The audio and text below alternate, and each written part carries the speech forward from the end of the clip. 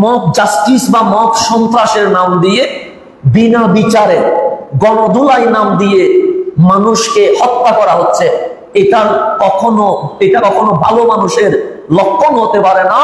এটা যারা করে তারা বড় সন্ত্রাস, এদের চেয়ে বড় সন্ত্রাস এই জমিনে হইতে পারে না।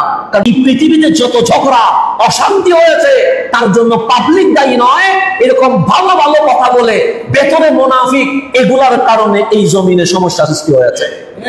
আমরা আগের জমায় জিহাদ নিয়ে আলোচনা করেছিলাম। বর্তমান সময়ে যেটা সমস্যা সেটার সমাধান নিয়ে জুমার খুতবা দেওয়া হয়। কেন?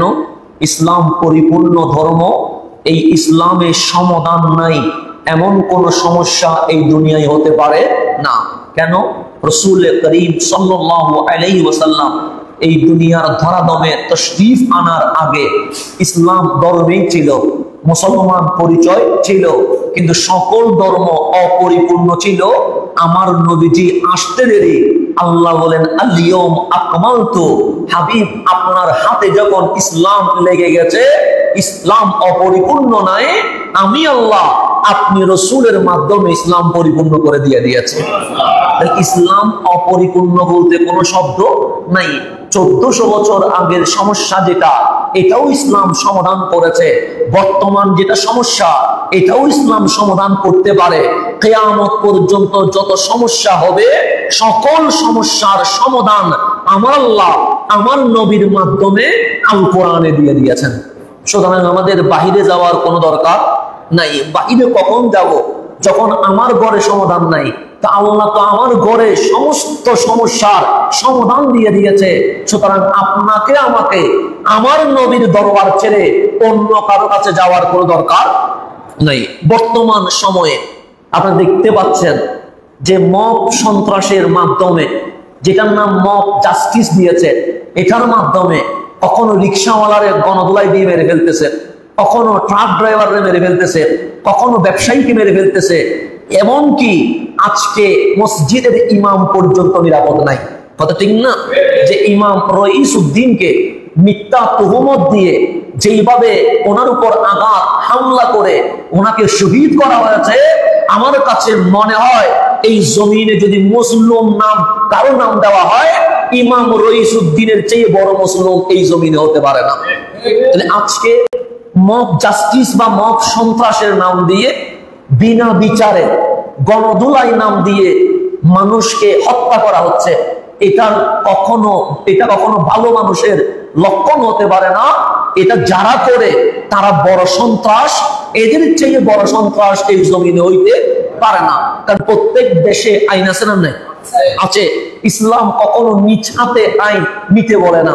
যদি ইসলামী হুকুমত থাকে তাহলে ইসলামী হুকুমতে বিচার করবে খলিফা, জজ।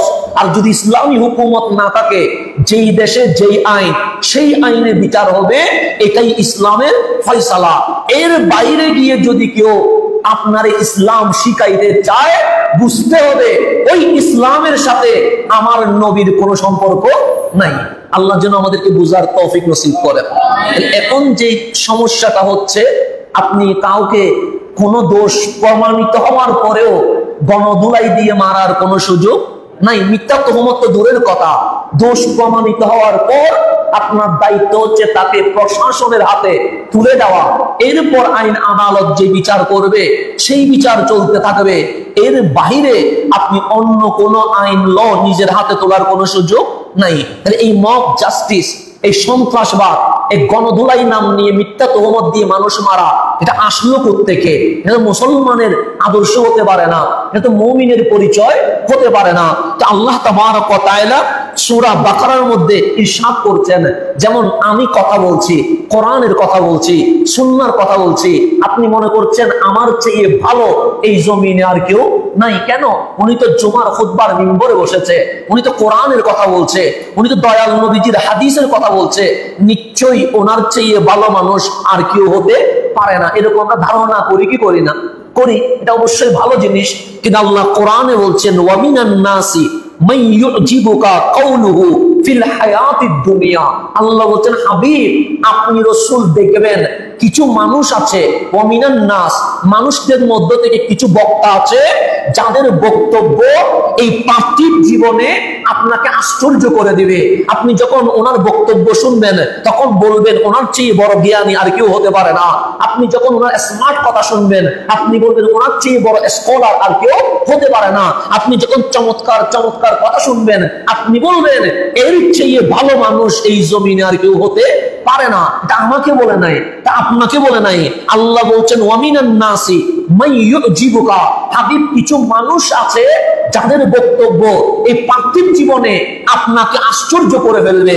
ওয়া ইউশহিদুল্লাহ আলা মা ফি কলবিহি, ভিতরে কি আছে এটা আমি দেখছি না, আপনার ভিতরে কি আছে আমি জানি না, আমার ভিতরে কি আছে আপনি জানেন না। তো আল্লাহ বলছেন ওয়া ইউশহিদুল্লাহ আলা মা ফি কলবিহি, তার ভিতরে হৃদয়ে কি আছে এই ব্যাপারে ও আল্লাহকে কি করে সাক্ষী স্থির করে। সে মানুষকে বলে আমি মুখে যা বলি ভেতরেও তা, আমার ভেতরে যা মুখেও তা। আল্লাহর কসম আমার ভেতরে কোনো ঝামেলা নাই, সুন্দর কথা বলে। আল্লাহ বলছেন হাবিব এর বক্তব্য আপনাদেরকে আশ্চর্য করে দিবে। আপনি বলবেন, ওনারা বলবে ওদের চেয়ে ভালো মানুষ আর কেউ নাই। কিন্তু আল্লাহ বলছেন ওয়া হুয়া আলাদুল খিসাম, আমি আল্লাহ বলছি এর চেয়ে বড় ঝগড়াতে এই জমিনে আর কেউ নাই। এটা কে বলছেন? আল্লাহ বলছেন। তাহলে আমার কথা আর আল্লাহর কথা ডিফারেন্স আছে না? নাই, আছে, পার্থক্য আছে। আমি তার বক্তব্য শুনে আশ্চর্য হয়ে গেছে। সে বলছে আমার ভেতরে আমার কলবে যা আছে এই ব্যাপারে সাক্ষী কে? আল্লাহ। আমার ভেতরে কোনো বেজাল নাই, আমার ভেতরে কোনো সমস্যা নাই, টুটে যা আমার ভেতরেও তা। কসম কার? আল্লাহ এরকম কসম করে মানুষের হৃদয় জয় করে ফেলে। আর আমি আল্লাহ বলছি ওয়া হুয়া আলাদুল খিসাম, এই পৃথিবীতে যত ঝগড়া অশান্তি হয়েছে তার জন্য পাবলিক দায়ী নয়, এরকম ভালো ভালো কথা বলে ভেতরে মুনাফিক এগুলার কারণে এই জমিনে সমস্যা সৃষ্টি হয়েছে। এটা কে বলতেছেন? আল্লাহ বলতেছেন। মারামারি করলে আল্লাহর সাথে করতে পারবেন, আল্লাহ বলতেছেন। তারপর আল্লাহ কি বলছেন? তারা তো সুন্দর বক্তব্য রাখছে, কথা বলছে কিসের? কোরআনের কথা বলছে, কিসের? হাদিসের। কত তো সুন্দর। তো সুন্দর কথা বলার পর আমরা কি মসজিদে বসে থাকি না চলে যাব? জুমার নামাজের কাজ শেষ কি হয়ে যাব? চলে যাব। মাহফিল শেষ কি হয়ে যাবে? চলে যাবে। আপনি চলে যাবেন ঘরে, আমি চলে যাব আমার জায়গায়। আল্লাহ বলছে যখন ভালো তকরির করেছে তোমাদেরকে খুব খুশি করে দিয়েছে, তোমরাও একদম এমন বললা যে ওর চেয়ে ভালো মানুষ আর নাই। কিন্তু আল্লাহ বলে আমি যা জানি তোমরা তো তা জানো না। আমি বলছি ওয়া হুয়া আলাদুল খিসাম, সে বড় ঝগড়াতে। তো মাহফিল যখন শেষ হয় তখন সে কি করে? আল্লাহ বলে ওয়া ইজা তাওয়াল্লা, যখন সে ফিরে যায় মাহফিল থেকে, খুতবা থেকে, মঞ্চ থেকে, আপনি রাসূলের দরবার থেকে যখন সে ফিরে যায়, সে ঘরে যায় না। তো মাওলা যায় কোথায়? সে সাআফিল আরদি, সে জমিনে ভ্রমণ করে। কি করে? সামানি সাই করে, সাই করে মানে হাঁটে, দৌড়ায়। কোথায়? জমিনে। কেন দৌড়ায়? আল্লাহ বলছেন লিইউফসিদা ফিহা, যাতে এই জমিনে ফসাদ করতে পারে, ফিতনা করতে পারে, মানুষে মানুষে মারামারি বাজাই দিতে পারে। সেই কারণে সে জমিনে কি করে? ভ্রমণ করে। তো এই ফিতনা বাজায়া তার উদ্দেশ্য কি? আল্লাহ বলে ওয়ায়ুলিকাল হারসা ওয়ান নাসলা, তার দুইটা উদ্দেশ্য। এক নাম্বার মানুষের সম্পদ ক্ষেত কামার ধ্বংস করবে, ওয়ান নাসলা, এবং মানুষ হত্যায় মানুষকে জড়িয়ে দিয়ে দিবে। তাহলে এখন দেখেন কোরআন বলছে, আপনি মনে করছেন সে ঘরে গিয়ে মনে হয় রেস্ট নিচ্ছে। আল্লাহ বলেন না, সে তোমার এখানে ভালো ভালো কথা বলে তোমরা তো আশ্চর্য হয়ে গেছো তার বক্তব্য শুনে। তুমি তো ঘরে চলে গেছো, সে ঘরে যায় নাই। সাফিল আরদ, সে জমিনে কি করছে? ভ্রমণ করছে। কখনো ওই দিকে যাচ্ছে, কখনো সেই দিকে যাচ্ছে। যাইয়া কি করে? সে মানুষ উস্কায়। কেন? সে লিইউফসিদা ফিল আরদ, যেন জমিনে ফাসাদ করতে পারে। তো জমিনে ফিতনা বাজায়া দুই দল করে মসজিদে মসজিদে লাগায়া দিয়া তার ফায়দা কি? আল্লাহ বলে ওয়ায়ুহলিকাল হারসা ওয়ান নাসলা, তার ফাসাদের উদ্দেশ্য হচ্ছে দুইটা। এক নাম্বার সম্পদ নষ্ট করবে, দুই নাম্বার মানব হত্যা করবে। কয়টা? দুইটা। সম্পদ নষ্ট করবে, মানুষও হত্যা করবে। তখন এই কাজগুলো দেখার পরে আপনি কি তাদেরকে ভালো বলবেন না খারাপ বলবেন? খারাপ বলবেন। কিরে ওদের কথার একরকম, কাজ আরেক রকম। এরকম হয় কি হয় না? হয়। দাড়ি টুপি জুব্বা দিয়েও অনেকে মিথ্যা কথা বলে, আছে না নাই? আছে। এরকম অসংখ্য ঘটনা আপনার চোখের সামনে আছে না নাই? আছে। দাড়ি টুপি জুব্বা দেখলে মনে হবে দরবেশ, কিন্তু যখন মাইকে উঠে তখন দেখবেন মিথ্যার ফুলঝুরি তার মুখ দিয়ে কি হয়, বের হয়। এরকম অনেক বক্তা এই জমিনে আসে না নাই? আছে। এগুলো সুখে দেখা, কানে শোনা, দূরে যাওয়ার কোনো দরকার নাই। তো তাদের কাজ কি? জমিনে কি করবে? ফাসাদ করবে। ফাসাদ করে কি করবে? যে তারা সম্পদ নষ্ট করবে, মানব হত্যার লীলা খেলায় ওরা মেতে উঠবে। এর মাধ্যমে তারা দেশ, রাষ্ট্র, বিশ্বকে অশান্ত করে দিবে। এটা হচ্ছে তাদের কাজ। এটা কোরআনের সাথে মিলা। আমি বাইরে যাওয়ার দরকার নাই, এটা কোরআনে আছে। তাহলে কোরআন বলছে কথাগুলো মধুর হবে। কথাগুলো কিসের হবে? মিষ্টিময় হবে। কিন্তু মিষ্টিময় কথার ভেতরে তার উদ্দেশ্য ভালো নয়, তার উদ্দেশ্য হচ্ছে ঝগড়া বাজানো, ফসাদ বাজানো। এখন এগুলা দেখার পরে আপনি বলবেন কিরে, এটা দেখলে তো মনে হয়েছে আল্লাহর ওলি, এটা তো দেখি ফেতনাবাজ। এরকম অনেক সময় প্রমাণিত হয় কি হয় না? হয়। তো প্রমাণিত হওয়ার পরে আপনি কিছু তো নসিহত করবেন।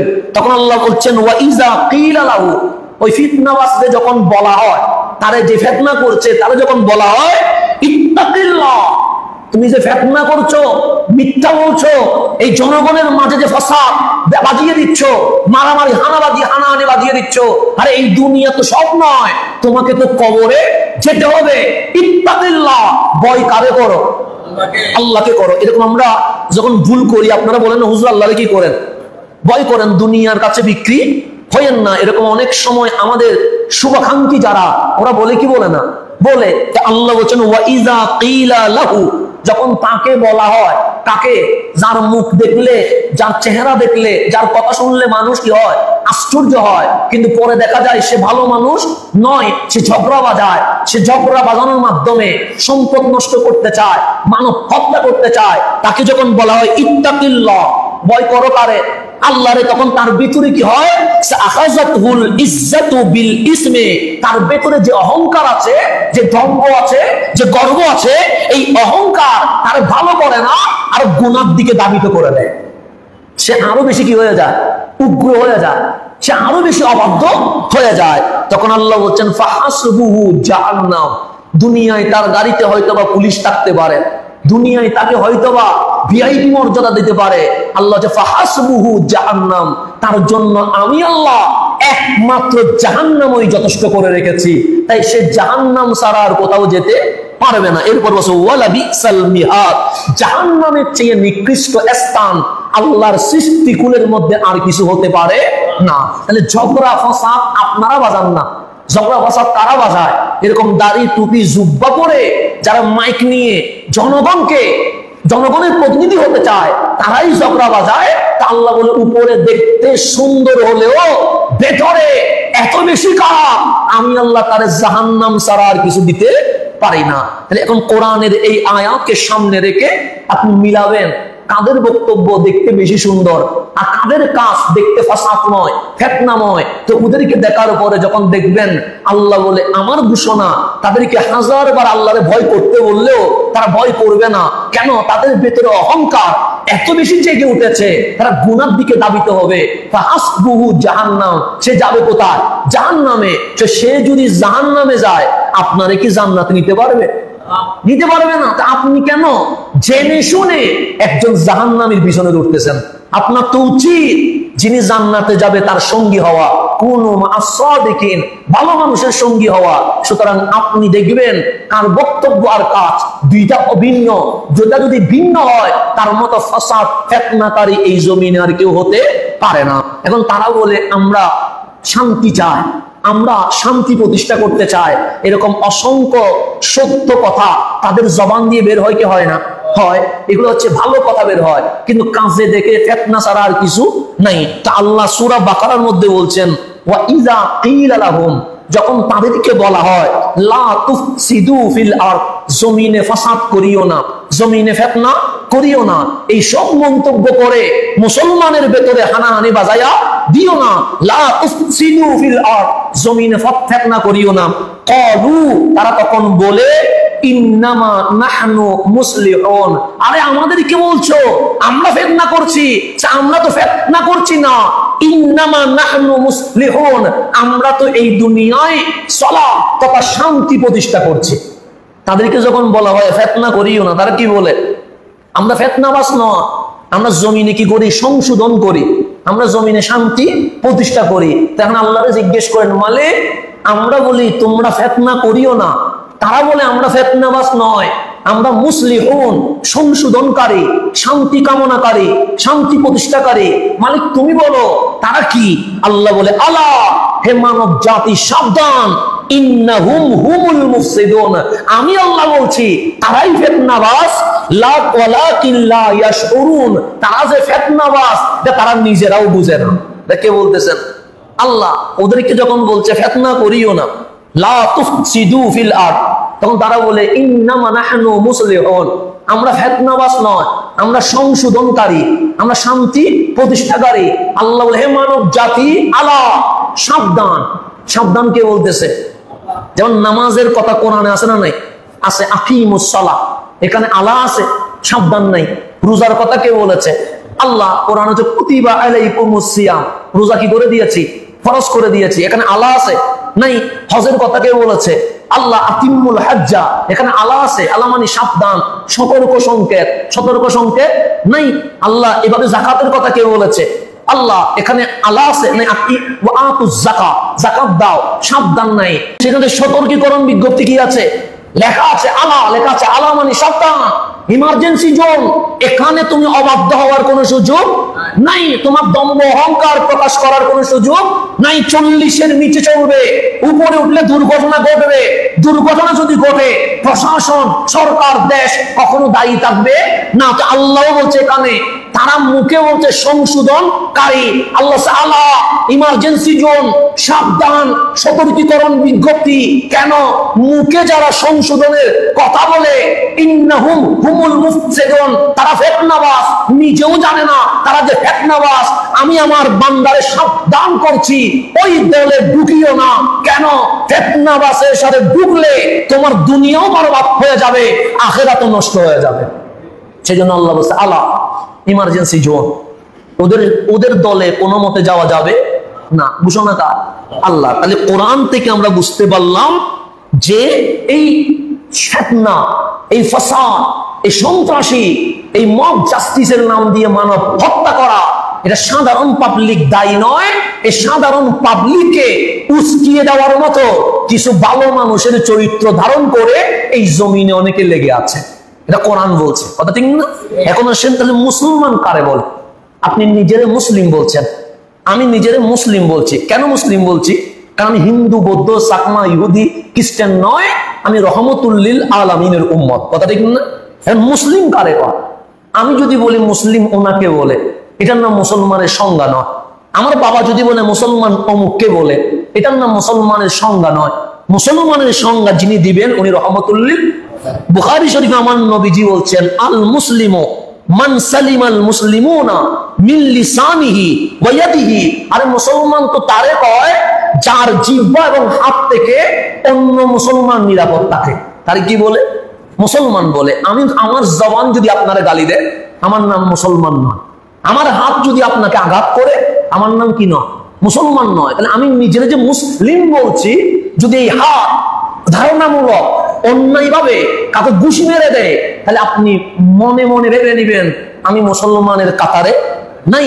এই হাত যদি কারো সম্পদ নষ্ট করে দেয়, এই হাত যদি প্রতিবেশীকে কষ্ট দেয়, এই হাত যদি কারো রক্ত ঝরায়, তাহলে বুঝবেন আপনি কখনো মুসলমান হতে পারেন না। এরপরে আসেন, এভাবে করে আমার রসুলকে জিজ্ঞেস করা হয়েছে, নামাজের চেয়ে বড় ভালো আমল এই জমিনে তো আর কিছু হতে পারে না, রোজার চেয়ে ভালো আমল এই জমিনে তো কিছু হতে পারে না। কিন্তু আমার নবীকে, এটাও বুখারী শরীফের হাদিস, কুলতু, একজন সাহাবী বললেন, ইয়া রাসূলুল্লাহ, ইয়া হাবিবাল্লাহ, আইয়ুল ইসলামে আফদাল, ইসলামের মধ্যে সবচেয়ে উত্তম ব্যক্তিকে? এখন নামাজ পড়া এটাও তো উত্তম ব্যক্তি, মসজিদে আসা এটাও তো উত্তম ব্যক্তি, রোজা রাখা এটাও তো উত্তম ব্যক্তি, কোরআন পড়া এটাও তো উত্তম ব্যক্তি, জিকির করা এটাও তো উত্তম ব্যক্তি, দরুদ সালাম পড়া এটাও তো উত্তম ব্যক্তি। কিন্তু আমার রাসূল আরবি সাল্লাল্লাহু আলাইহি ওয়াসাল্লাম বলছেন, মান সালিমাল মুসলিমুনা মিন লিসানিহি ওয়া ইয়াদিহি, যে মুসলমান থেকে অপরাপর মুসলমানগণ তার হাত, তার জবান থেকে নিরাপদ থাকে, তার চেয়ে শ্রেষ্ঠ মুসলমান আমি নবীর উম্মতের মধ্যে আর কেউ হতে পারে না। তাহলে মুসলমান তারে কয় যিনি অন্যকে কি দেয়? নিরাপত্তা দেয়। এখন আর সোনার বাংলাদেশে দেখতেছি মিথ্যা অপবাদ দিয়ে, ঘুষি মেরে, লাথি মেরে মানুষকে হত্যা করে আবার নাম দেয় আমি মুসল্লি, আমি মসজিদ কমিটি। তাহলে দেখেন ও হাদিস কি বলছে আর আমি কি করছি। এখন আসেন আমি এই হাদিস যেটা বলবো এটাও বুখারী শরীফে। আমরা আজকে কোরআন শরীফ, বুখারী শরীফ, মুসলিম শরীফ তিনটা কিতাবের থেকে আমরা রেফারেন্স দিব। এখন যেটা বলবো এটা মুসলিম শরীফ থেকে। আমার রাসূল আরবি সাল্লাল্লাহু আলাইহি ওয়াসাল্লাম ইরশাদ করেন, হযরত আব্দুল্লাহ ইবনে ওমর রাদিয়াল্লাহু তাআলা riwayat করেছেন, আল মুসলিমু আখুল মুসলিম, একজন মুসলমান আরেকজন মুসলমানের ভাই। লা ইয়াজলিমুহু, একজন মুসলমান কখনো অন্য মুসলমানের উপর জুলুম করতে পারে না। কেন? ইসলাম জালেমের পক্ষে থাকে না, ইসলাম আজীবন মজলুমের পক্ষে থাকে। ইসলাম কার পক্ষে থাকে? মুসলিম। বেলাল যখন মুসলিম, ইসলাম বেলালের পক্ষে। কথা ঠিক না? বেলাল, ইসলাম কি বেলালের পক্ষে না? ইসলাম কি ইবনে উমাইয়ার পক্ষে না বেলালের পক্ষে? বেলালের পক্ষে। কেন? বেলাল কি মুসলিম। ইসলাম কি হুসাইনের পক্ষে না ইয়াজিদের পক্ষে? হুসাইনের পক্ষে। কেন? হুসাইন মুসলিম। ইসলাম কি মক্কাবাসীর পক্ষে না সাহাবীর পক্ষে? সাহাবীর পক্ষে। কেন? সাহাবী মুসলিম। ইসলাম সব সময় জুলুমের বিপক্ষে দাঁড়ায়, ইসলাম কখনো জুলুমকে স্বীকৃতি দিতে পারে না। এটার নাম মুসলমান।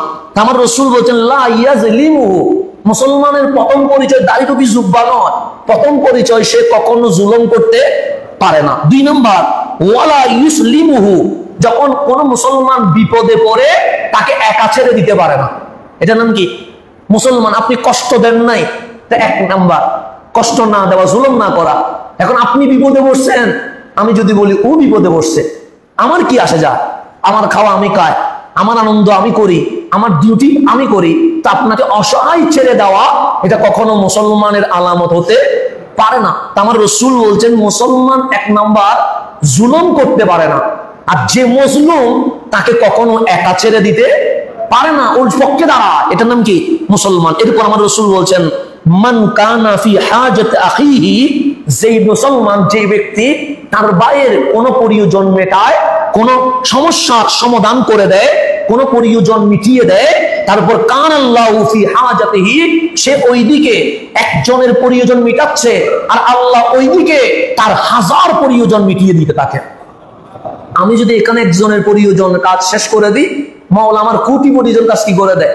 শেষ করে দেয়। এরপর আল্লাহর হাবিব বলছেন ওয়ামান ফাররাজা আন মুসলিমিন কুরবাতান ফাররাজাল্লাহু আনহু বিহা কুরবাতান মিন কুরাবি ইয়াউমিল কিয়ামা, একজন মুসলমান যদি আরেকজন মুসলমানের পার্থিব সমস্যা কি করে দেয়?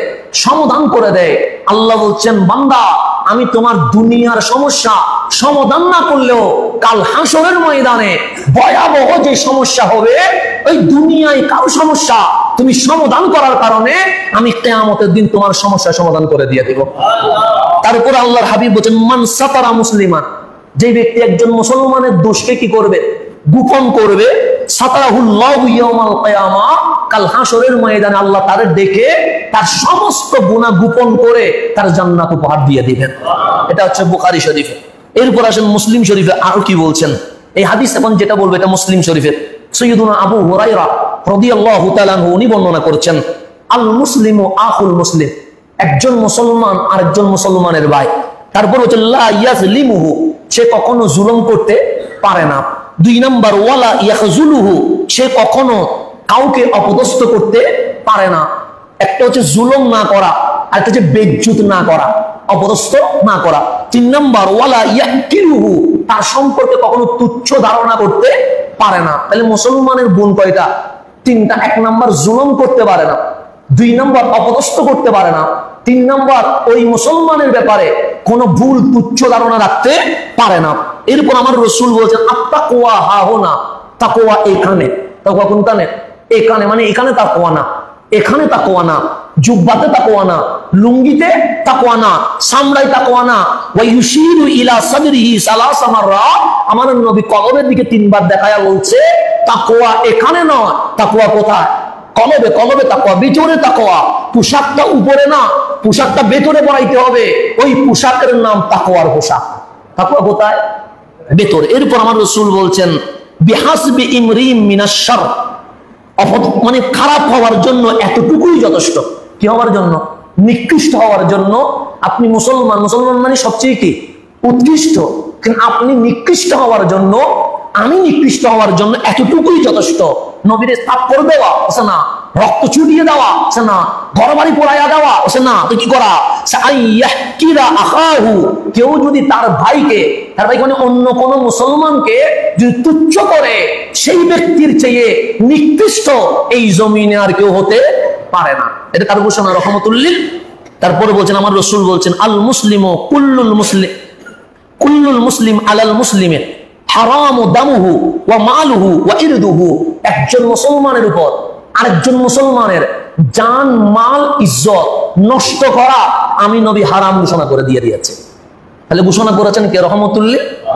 আপনি একজনের জান নষ্ট করতে পারবেন না, একজনের মাল নষ্ট করতে পারবেন না, একজনের ইজ্জত নষ্ট করতে পারবেন না, এটা হারাম ঘোষণা কার? রহমতুল্লিল আলামিনের। এখন আসেন, আমরা নিজেরে মুমিন বলি কি বলি না? বলি। মুসলমানও বলি, মুমিনও বলি। মুসলমান মানে যার মুখ হাত থেকে অপর মুসলমান কি থাকে? নিরাপদ থাকে, এটার নাম হচ্ছে মুসলমান। এখন আমি বলছি আমি মুমিন। মুমিন মানে কি? এটা নাসাই শরীফের মধ্যে আছে। রাসূল আরবি সাল্লাল্লাহু আলাইহি ওয়াসাল্লাম ইরশাদ করেন, আল মুমিনু মান আমিনাহুন নাস আলা দিমাইহিম ওয়া আমওয়ালিহিম। মুমিন সেই ব্যক্তি, যেই মুমিন ওই সমাজে থাকার কারণে অপরাপর প্রতিবেশী এটাই বিশ্বাস করে এই মুমিনের কাছে আমার জানমাল নিরাপদ থাকবে। এটার নাম কি? মুমিন। মুসলমান মানে যে নিরাপত্তা দেয় কি থেকে? হাত থেকে, মুখ থেকে। আর মুমিন মানে আপনি ওই এলাকায় থাকার কারণে পুরা সমাজ এটাই বিশ্বাস করে কারো কাছে নিরাপত্তা না পাইলেও এই নবীর উম্মতের ঘরে নিরাপদ পাওয়া যাবে।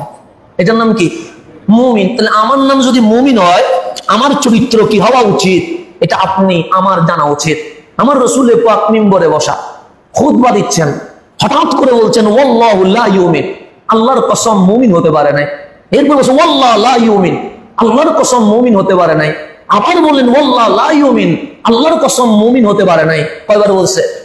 সাহাবায়ে কেরাম বলছে, কিরে রাহমাতুল লিল আলামিন শুধু বলছে আল্লাহর কসম মুমিন হতে পারে নাই। তিনবার বলার পর কিলা, কোন একজন সাহাবী হাত তুলে বললেন, মান ইয়া রাসূলুল্লাহ, নবী গো আমরা এখানে যারা আছি সবাই তো মুমিন। সাহাবী রাসূল, আপনি হঠাৎ করে কসম করে করে বলছেন মুমিন হতে পারে নাই, কে মুমিন হতে পারে নাই এটা আমাদেরকে বলেন না। তখন রাসূল আরবি সাল্লাল্লাহু আলাইহি ওয়াসাল্লাম বলেন, আল্লাযী লা ইয়ামানু জারুহু বিওয়াইকাহু। আমার নবীজি বললেন, ও মুমিন হতে পারে নাই যার উপদ্রব থেকে প্রতিবেশী মুক্ত হতে পারে নাই, যার জুলুম থেকে প্রতিবেশী কি কারণে রক্ষা পায় নাই, সে কখনো মুমিন হতে পারে নাই। এখন বলেন, আপনি কাবার সম্মান আছে না নাই? আছে। খানে কাবার ব্যাপারে কোনো কম্প্রোমাইজ হবে? কখনো হবে? কখনো হবে না। আমরা যদি, আমাদেরকে যদি বলা হয় কাবা চেঞ্জ করে ফেলো, আমরা বলবো আমরা মানুষ চেঞ্জ করব, কিন্তু খানে কাবা কখনো চেঞ্জ করতে। আমি যদি বলি আজকে নামাজ এইদিকে পড়বো না এইদিকে পড়বো, আপনার মানবেন? জীবনে স্বীকৃতি দিবেন? আপনারা বলবেন তুমি চলে যাও। কিন্তু আমরা পশ্চিমের কাবা কখনো কি করতে পারবো না? চেঞ্জ করতে পারবো না। কেন? কাবা দামি, কাবার চেয়ে দামি এই জমিনে আল্লাহ কোন মাটি সৃষ্টি করে নাই। কথা ঠিক না? এই বিষয়ে কি কোনো মারামারি আছে? নাই। যখন ফাতেহ মক্কা, মক্কা বিজয় হয়ে গেছে 8ম হিজরি, কোন হিজরি? 8ম হিজরিতে সর্বপ্রথম হিজরতের পর আমার নবীজি এর আগেও চেষ্টা করেছেন 6ষ্ঠ হিজরি হুদাইবিয়ার সন্ধির মধ্য দিয়ে কামলিওয়ালা রাসূল মক্কায় প্রবেশ করতে পারে নাই। 8ম হিজরিতে বিনা যুদ্ধে 1.5 লক্ষ সাহাবী নিয়ে কামলিওয়ালা রাসূল মক্কা বিজয় করে ফেলেছেন। মক্কা যখন বিজয় করছে, একটা হচ্ছে শুনে কথা বলা, আর একটা হচ্ছে সুখে দেখে কথা বলা। দুইটার মাঝে ফারাক আছে না? আছে। যেমন আপনারা যদি বলি, দেখি বলেন তুরে সাইনা কি অবস্থা? তুরে সাইনা মানে সাইনা পর্বত, যেখানে মূসা আলাইহিস সালাম কার সাথে কথা বলেছেন? আল্লাহর সাথে। তখন আপনি কি বলবেন? বলবেন তুরে সাইনা আল্লাহর নূরের তাজল্লিতে সুরমা হয়ে গেছে। এটা বলবেন না?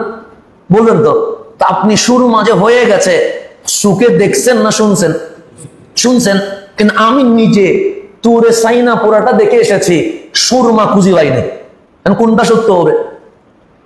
সত্য হবে কোনটা? আপনি বলছেন সুরমা হয়ে গেছে বাংলাদেশে বসে, আর আমি সেখানে গিয়ে পুরো তোরা সাইনা ঘুরে দেখলাম সুরমা কোন জায়গায়, কিন্তু আমি পুরা জমিনে সুরমা খুঁজে পাই নাই। আপনি যদি আমাকে 1000বার বলা সিমেদরি বলেন যে তুরে সাইনা সুরমা হয়েছে বল, আমি জীবনে বলবো। কেন বলবো না? কারণ আমি কানে শুনি নাই, আমি সুখে দেখছি। তাহলে সুখে দেখা, কানে শোনা, আকাশ পাতাল ব্যবধান আছে না নাই? আছে। আপনি যদি বলেন ফেরাউন 60 হাত, আমি বলবো এটা কি দেখে বলছেন না শুনে বলছেন? আপনি বলবেন শুনে বলছেন, কিন্তু আমি বলবো না, আমি 60 হাত বলবো না। কেন? আমি দেখে এসেছি কয় হাত। তা আমি সর্বোচ্চ বললে আমি বলবো 9 হাত। তা আপনার সাথে আমার 51 হাতের বেশ কম হয়ে গেছে। কেন? কারণ আপনি বলছেন শুনে, আমি বলছি দেখে। তাহলে দেখে আর শোনার মাঝে ফারাক আছে না নাই? আছে। তো এখন হযরতে আব্দুল্লাহ ইবনে ওমর রাদিয়াল্লাহু তাআলা বলছেন, রাআইতু রাসূলুল্লাহ সাল্লাল্লাহু আলাইহি ওয়াসাল্লাম ইয়াতুফু বিল কাবা। এই হাদিসটা ইবনে মাজাহ শরীফের মধ্যে আছে, আর অসংখ্য কিতাবে আছে। হযরতে আব্দুল্লাহ ইবনে ওমর বলেন, রাআইতু, নিজে চোখে দেখছি, কারো থেকে শুনে বলতেছি না। আমি ফাতহে মক্কা, যেদিন মক্কা বিজয় হয়েছে সেদিন নিজে চোখে দেখতেছি, আমি পিছে, রাসূল সামনে, কামলিওয়ালা নবী খানায়ে কাবা তাওয়াফ করতেছে। রাআইতু মানে কি? চোখে দেখা। তো দেখাটা কি শক্তিশালী, কানে শোনাটা দুর্বল। সত্যও হতে পারে, মিথ্যাও হতে পারে, কিন্তু যেটা আমি নিজের চোখে দেখি এটা জীবনে কখনো মিথ্যা হওয়ার কি নাই, সম্ভাবনা নাই। তো আমি নিজে দেখতেছি, কারণ আমি রাসূলের সাথে কি করতেছি, উমরা করতেছি। তা আমিও তো একজন হাজি, উমরা করতেছি রাসূলের সাথে। তা আমি দেখতেছি রাসূল পাক কি করতেছেন, তাওয়াফ করতেছেন। ওয়াইয়াকুল, খানায়ে কাবার দিকে আঙ্গুল তুলে বলতেছেন। তার দিকে মানে আমরা যখন কাবা তাওয়াফ করি তখন কি বলি? লাব্বাইক আল্লাহুম্মা, বলি কি বলি না? বলি। হজের মাস আসছে, আরাফাত দিন শুধু টিভিতে চ্যানেলে শুনতে থাকবেন লাব্বাইক আল্লাহুম্মা, বিশ্ববাসী এটা শুনবে। তো আমার রাসূল খানায়ে কাবার দিকে আঙ্গুল তুলে বলছে, মা আতিয়াবিকি, হে কাবা, তোমার চেয়ে পবিত্র আমি নবী আর কিছু দেখি নাই। কাকে বলতেছেন? কাবাকে। তাইয়্যিব মানে পবিত্র, তোমার চেয়ে সুন্দর আমি আর কিছু। এরপর বলতেছেন ওয়া আতিয়াবা রিহাকি, তোমার সুগন্ধি এত সুন্দর আমি নবী নিজেই মোহিত হয়ে গেছে। কাকে বলতেছেন? কাবাকে। এরপর বলছেন মা আযামিকি, তোমার মর্যাদা মহান, তোমার চেয়ে বড় মর্যাদাময় এই জমিনে আল্লাহর কিছু সৃষ্টি। এরপরে বলছেন ওয়া আযামা হুরমাতিকি, আর তোমার সম্মানের যে মর্যাদা, এরকম মর্যাদা আমি নবী এই জমিনে আর কিছু দেখি নাই। আরে বলতেছেন কাবাকে, কাবাকে বলতেছেন। কে বলতেছেন? রহমতুল্লিল। এরপর কি বলছেন? এটা তো কাবার শান বলছেন যে তুমি পবিত্র, তোমার সুগন্ধি এত পবিত্র আমি নবী নিজে মোহিত হয়ে গেছে। তোমার সম্মানের কোনো কি হয় না, তুলনা হয় না। তোমার সম্মানের যে ইজ্জত, এই ইজ্জত আল্লাহ এই জমিনে আর কাউরে দেয় নাই। এরকম তাওয়াফ করতে করতে, কাবার শান গাইতে গাইতে আমার রাসূল বলেছেন ওয়াল্লাযী নাফসু মুহাম্মাদিন বিয়াদিহি, কাবা শোনো, যার কুদরতি হাতে আমি মুহাম্মদ সাল্লাল্লাহু আলাইহি ওয়াসাল্লামের জান, সেই আল্লাহর কসম করে বলছি। আর কসম কিভাবে বলছেন? যার কুদরতি হাতে আমি নবীর জান, সেই আল্লাহর কসম করে বলছি, লা হুরমাতুল মুমিনে আযামু ইনদাল্লাহি হুরমাতান মিনকি মালিহি ওয়া দিমাইহি। হে কাবা শোনো, একজন মুমিনের জান মালের যেই সম্মান আমার আল্লাহর কাছে তোমার সম্মানের চেয়ে কোটি গুণ দামি আছে। কাকে বলতেছেন? কাবাকে প্রথমে বলতেছেন তোমার চেয়ে পবিত্র আর কিছু দেখি নাই। তারপরে বলতেছেন তোমার সম্মানের পবিত্রতা এই জমিনে কোনো তুলনা হয় না। এরপরে বলছেন তোমার কি মহান মর্যাদা, এই জমিন আল্লাহর কাউরে দেয় নাই। এরপর বলছেন ওই আল্লাহর কুদরতি হাতে আমি নবীর জান, সেই আল্লাহর কসম করে বলছি, আমার আল্লাহর কাছে একজন মুমিনের জান মালের যেই সম্মান তোমার সম্মানের চেয়ে কোটি গুণ বেশি। তাহলে কাবার চেয়ে মুসলমানের জান মালের সম্মান কি বেশি? তা আপনি কাবা তাওয়াফ করে যদি জুলুম করেন, এখন বলেন কাবা কি আপনার উপর খুশি হবে না আল্লাহর দরবারে আপনার বিরুদ্ধে বিচার দিবে? কেন? কাবার সম্মান অতুলনীয়, এর চেয়ে আপনার সম্মান অতুলনীয়। এটা করেছেন কে? আল্লাহই তো করেছেন। তাহলে সেই জায়গায় কাবার চেয়ে যেখানে আপনার দাম, সেখানে আপনার চেয়ে দামি আল্লাহ এই জমিনে খানায়ে কাবাকেও বানাই নাই, সেখানে আপনার চেয়ে দামি এই সৃষ্টি করলে আর কাউরে বানাইতে পারে? এত সম্মানওয়ালা একজন মুমিনকে মিথ্যা তুহমত দিয়ে, মব জাস্টিস নাম দিয়ে যদি হত্যা করা হয়, তার চেয়ে বড় জালেম এই জমিনে আর কেউ হতে পারে না। তো আল্লাহ তাবারক ওয়া তাআলা কোরআনে বলছেন, আমি বলি নাই, হাদিস শেষ করে কোরআনে বলছেন, কোরআনের সূরা মায়েদার মধ্যে আল্লাহ বলছেন মান কাতালা নাফসান বিগাইরি নাফসিন, যে ব্যক্তি অন্যায়ভাবে কাউরে হত্যা করে, কাউরে কি করে, আও ফাসাদিন ফিল আরদ, অথবা জমিনে ফিতনা করে, ফাসাদ সৃষ্টি করে, আল্লাহ বলে সে একজনকে হত্যা করে নাই, আমি আল্লাহ এই পৃথিবীতে যত মানব জাতি বানাইছি ও সবাই হত্যা করে দিয়েছে। সে একজনের খুনি না, আল্লাহর দরবারে সে পুরো মানব জাতির কি খুনি। তো এইরকম খুনির পক্ষে আপনি আমি জীবনে কথা বলতে পারবো? এরকম খুনির পক্ষে আপনি আমি কখনো সাপোর্ট দিতে পারবো? যেহেতু জুমার দিন সেজন্য আমি আরো সংক্ষেপ করছি। এই হাদিসটা ইবনে মাজাতে আছে, সেখানে আমার রাসূল বলছেন, মান আআনা আলা কাতলি মুমিনিন বিশাতরি কালিমাতিন, যে খুনিকে সাপোর্ট করে, আআনা মানে সাহায্য করে, সাপোর্ট করে পারে খুনিরে কিভাবে? সে বিশাতরি কালিমাতিন, পরিপূর্ণ বাক্য দিয়ে না, বাক্যের অংশ দিয়ে, অর্ধেক বাক্য দিয়ে কেউ যদি খুনিরে কি করে সহযোগিতা করে। এখন তো খুনিরে সহযোগিতা করার জন্য সবাই মাঠে নামে গেছে, কথা ঠিক না? কিন্তু এখানে সবাই নামছে সমস্ত শক্তি দিয়ে। আল্লাহ রাসূল বলেন সমস্ত শক্তি না, একটা বাক্য না, বাক্যের কি অর্ধেকাংশ দিয়ে কেউ যদি খুনিরে সাহায্য করে, লাকি আল্লাহ আজ্জা ওয়াজাল, কাল কিয়ামতের সময় ওই খুনিকে সাহায্যকারীর সাথে আল্লাহর লাকিয়া দেখা হবে। কিভাবে দেখা হবে? মাকতুবুন বাইনা আইনাইহি, তার দুই চোখের মাঝখানে লেখা থাকবে। ওই চোখের মাঝখানে, আমাদের দুই চোখের মাঝখানে গ্যাপ আছে না নাই? এই গ্যাপে লেখা থাকবে, কি লেখা থাকবে? আইসুম মির রাহমাতিল্লাহ, এটা সেই ব্যক্তি যে আল্লাহর রহমত থেকে বঞ্চিত হয়ে গেছে। কারে সাপোর্ট করলে? খুনিরে। খুনিরে সাপোর্ট করলে শুধু মাল দিয়ে, জান দিয়ে, শক্তি দিয়ে, ক্ষমতা দিয়ে না, একটা বাক্যের অর্ধেক অংশ দিয়ে আমার কামলিওয়ালা রাসূল বলে কাল হাসরের ময়দানে তার সাথে আমার আল্লাহ দেখা হবে। দুই চোখের মাঝখানে লেখা থাকবে সে আল্লাহর রহমত থেকে কি হয়ে গেছে। তো খুনির সাপোর্ট অর্ধেক বাক্য দিয়ে সে যদি আল্লাহর রহমত থেকে বঞ্চিত হয়ে যায়, যে খুনি, তার অপরাধ কি হইতে পারে? সেই জন্য হাসান আল বসরি বলছেন, একজন নিরপরাধ মানুষকে হত্যা করা, মানব জাতির হত্যা করা, এই অপরাধে আন্নাহু ইয়াজিবু আলাইহি মিনাল কিসাস বিকাতলিহা, এই মব জাস্টিসের মধ্য দিয়ে, গণফিটানোর নাম দিয়ে যারা এই হত্যাতে শরীক হয়েছে সবাইকে ফাঁসির কাস্টে তুলে ফাঁসি দেওয়া, এটা ওই রাষ্ট্রের আইনের উপর ওয়াজিব হয়ে গেছে। সেই জন্য আপনাদের প্রতি আমাদের অনুরোধ থাকবে, এরকম যখন দেখবেন কোন রাস্তায় কি হচ্ছে, দুর্ঘটনা হচ্ছে, আপনারা জালেমের পক্ষে নয়, কার পক্ষে থাকবেন? মজলুমের পক্ষে থাকবেন। কাউরে যদি দেখেন ঘুষাচ্ছে কোনো কিছুর অপবাদে, আপনি থামিয়ে দিবেন, থামিয়ে বলবেন রাষ্ট্র আছে, আইন আছে, প্রশাসন আছে, তুমি কাউকে মারার, খুন করার কোনো অধিকার নাই, তাকে পুলিশের সুপর্দ করবেন। অপরাধ প্রমাণিত হলে যে বিচার রাষ্ট্রের আইনে হবে, সেই বিচারে অপরাধীর কি হবে? বিচার হবে। কিন্তু আপনারা আমরা কখনো আইন নিজের হাতে নিয়ে এই সোনার বাংলাদেশে গৃহযুদ্ধ লাগিয়ে দেওয়ার কোনো অধিকার নাই। আল্লাহ যেন আমার সোনার বাংলাদেশকে হেফাজত করেন, আমিন। এটা অনেক সুন্দর রাষ্ট্র। আপনি জানেন আমাদেরকে আল্লাহ কত বড় নিয়ামত দিয়েছে। আমেরিকাও চায় এ বাংলাদেশে ঘাঁটি বসাইতে, চায় না? চায়। চীনও চায় এ বাংলাদেশে কি বসাইতে, ইন্ডিয়াও চায় এ বাংলাদেশে ঘাঁটি বসাইছে। সবার নজর কোন দিকে? বাংলাদেশে। কি রে, বাংলাদেশ তো মালয়েশিয়ার মতো উন্নত হয় নাই, বাংলাদেশ তো থাইল্যান্ডের মতো উন্নত হয় নাই, বাংলাদেশ সিঙ্গাপুরের মতো কি হয় নাই, উন্নত হয় নাই। কিন্তু সবার চোখ মায়ানমারের চোখ কোন দিকে? কি আছে বাংলাদেশে? আমরা শিক্ষিত হইতে পারি নাই বলে বাংলাদেশ আল্লাহ কি নিয়ামত দিয়েছে এটা আমরা বের করতে পারতেছি না। কিন্তু বাংলাদেশ ছাড়া ক্ষমতাধর রাষ্ট্রগুলো জেনে গেছে এই বাংলাদেশ হচ্ছে বিশ্ব চেঞ্জ করার জন্য একমাত্র ভূমি। এই দেশ যাদের কবজায় থাকবে তারা বিশ্ব কি করতে পারবে? শাসন করতে পারবে। এটা আমেরিকাও বুঝে গেছে, চীনও বুঝে গেছে, মায়ানমারও বুঝে গেছে, ইন্ডিয়াও বুঝে গেছে। কিন্তু আমরা বাংলাদেশে জন্ম নিয়ে বাংলাদেশের মর্যাদা বুঝতে পারি নাই। আমাদেরকে শিক্ষিত হতে হবে, আমাদেরকে বিজ্ঞানী হতে হবে।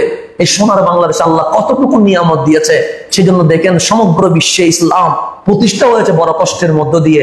কিন্তু আমার সোনার বাংলাদেশে ছুরি দিয়ে, তরবারি দিয়ে কাউরে কুফাইতে হয় নাই। আল্লাহর ওলিরা আসছে, আমরা অটোমেটিক মুসলমান হয়ে গেছে। আল্লাহর বড় নিয়ামত, আল্লাহর বড় নিয়ামত। মানুষ সহজে মুসলমান হয়। মক্কাবাসী রহমতুল্লিল আলামিনকে পাইছে।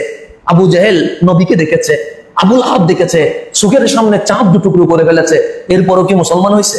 হয় নাই। কিন্তু সোনার বাংলাদেশের মানুষ নবীও দেখে নাই, জিবরিল আমিনকেও দেখে নাই। জিবরিল আমিনকে অনেকে দেখছে না, যেমন হাদিসের মধ্যে আসছে মানুষের সুরতে মসজিদে নববীতে আসছে, তাহলে মানুষের সুরতে দেখছে তো অনেকে।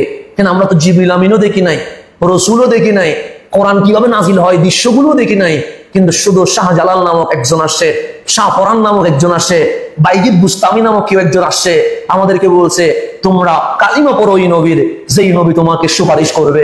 আমরা আজ ডানে বামে দেখি নাই, আমরা বলি আমাদের আপন তো রহমতুল্লিল মুসলমান হয়ে গেছে। এটা বড় নিয়ামত যে আল্লাহ আমাদেরকে খুব সহজেই মুসলমান বানিয়ে ফেলেছেন, এটা কঠিন কোনো পরিস্থিতি দেয় নাই। তো আমাদের দেশ, এটাতে আল্লাহ অনেক নিয়ামত দিয়ে কি করে দিয়েছেন, ভরপুর করে দিয়েছেন।